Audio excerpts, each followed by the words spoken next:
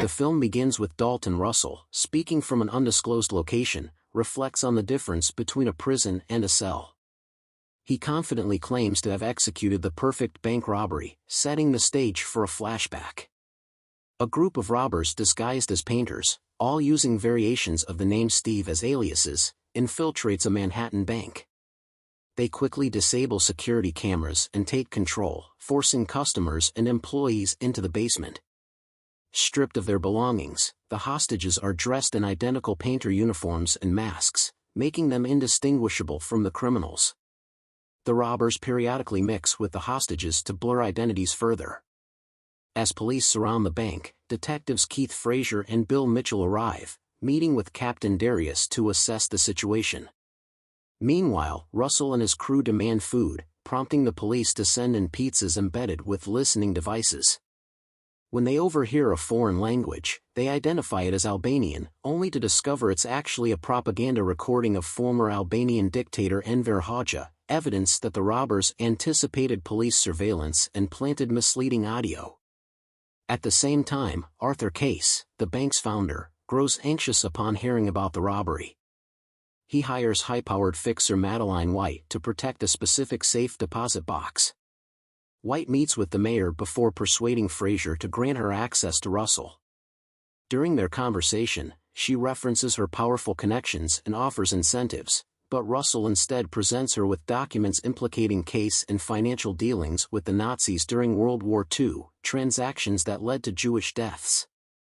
Rejecting White's offer to cover up the evidence for a substantial reward, Russell makes it clear, all lies, all evil deeds, they stink.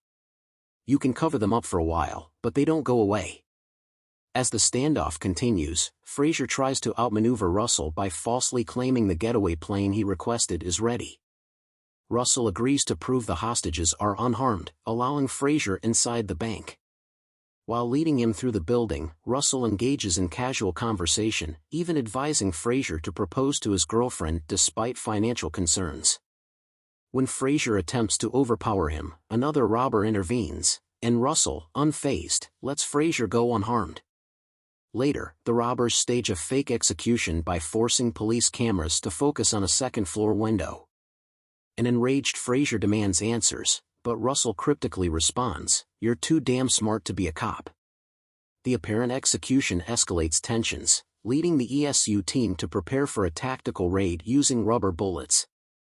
However, Frazier discovers a hidden radio transmitter in the drawer containing the robbers' demands, realizing the entire setup was a deception.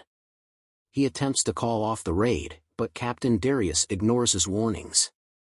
Inside the bank, Russell and his team set off smoke bombs, creating chaos as hostages and criminals pour out, all wearing identical outfits.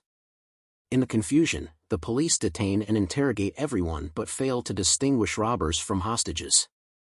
After an exhaustive search, they find no trace of Russell or any stolen money.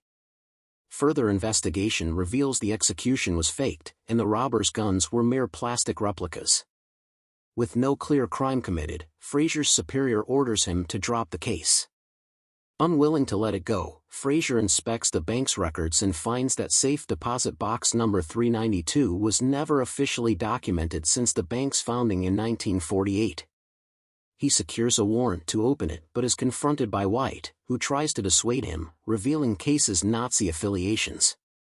She reminds him of the favor she did in ensuring his promotion, but Frazier insists he never agreed to any deal. He plays a secret recording of their conversation as leverage. White later confronts Case, who reluctantly confesses. She realizes the real target of the heist was the diamonds stored in the safe deposit box, particularly a Cartier ring belonging to a Jewish friend whom Case betrayed to the Nazis in exchange for wealth. The film revisits Russell's opening monologue, revealing his true location. He had been hiding behind a false wall inside the bank's supply room. A week after the heist, he casually walks out of the bank, carrying Case's incriminating documents and bags of diamonds in his backpack. As he exits, he deliberately bumps into Frazier, who fails to recognize him.